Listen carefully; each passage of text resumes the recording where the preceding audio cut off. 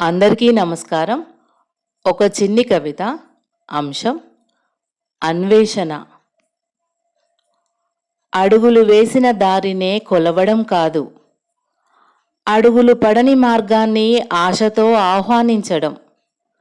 తెలిసిన తీరం వదిలి తెలియని అలలతో మాట్లాడే పడవలా మనసు కూడా ఎన్నో ప్రశ్నల సముద్రాల్లో సమాధానాల ముత్యాలు వెతుకుతుంది.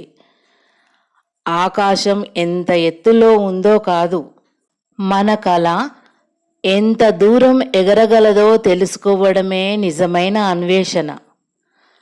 విత్తనం నేలను అన్వేషిస్తుంది, నది సముద్రాన్ని అన్వేషిస్తుంది. ఒక కవి పదాల్లో ప్రపంచాన్ని వెతుకుతాడు, మనిషి తనలోని మనిషిని అన్వేషిస్తాడు. వెలుగు కోసం చీకటి తలుపులు తట్టినప్పుడే ఉదయానికి అర్థం తెలుస్తుంది. ఓటముల గర్భంలో దాగిన పాఠాలను వెతికినప్పుడే విజయానికి విలువ తెలుస్తుంది. అన్వేషణ అనేది గమ్యం చేరే ప్రయాణం మాత్రమే కాదు, ప్రతి మలుపులో మనల్ని మనం కొత్తగా కనుగొనే ప్రక్రియ.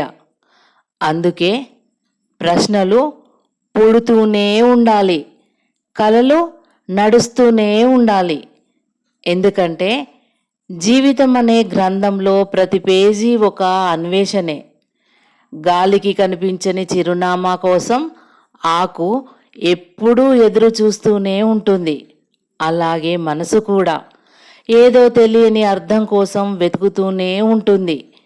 పర్వత శిఖరాన్ని చేరడమే కాదు, శిఖరం మీద నిలబడి ఇంకా ఎన్ని ఆకాశాలు మిగిలి ఉన్నాయో గమనించడమే అసలైన అన్వేషణ. ఇసుక రేణువుల్లో సముద్ర కథను, మంచు బిందువుల్లో మేఘ జ్ఞాపకాన్ని, నిశ్శబ్ద క్షణాల్లో కాలం పలికే రహస్య గీతాన్ని వెతకడం అన్వేషణ. దీపం వెలుగును పంచుతుంది, కానీ దాని జ్వాల మాత్రం ఎప్పుడూ పైకే ప్రయాణిస్తుంది. అదే అన్వేషణ స్వభావం. ఎత్తులను అధిరోహించడం కాదు, లోతులను కూడా తాకడం. ఒక ప్రశ్న పుడితే 100 తలుపులు తెరుచుకుంటాయి.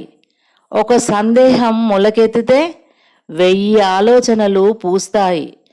మనిషి చంద్రుడి మీద అడుగుపెట్టాడు, సముద్ర గర్భాన్ని కొలిచాడు. అయినా తన హృదయం అనే విశ్వంలో ఇంకా ఎన్నో గెలాక్సీలు మిగిలే ఉన్నాయి. అందుకే అన్వేషణకు అంతం లేదు.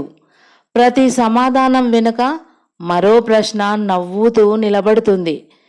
ప్రతి ముగింపు వెనుక మరో ప్రారంభం చేతులు చాపి ఎదురు చూస్తుంది.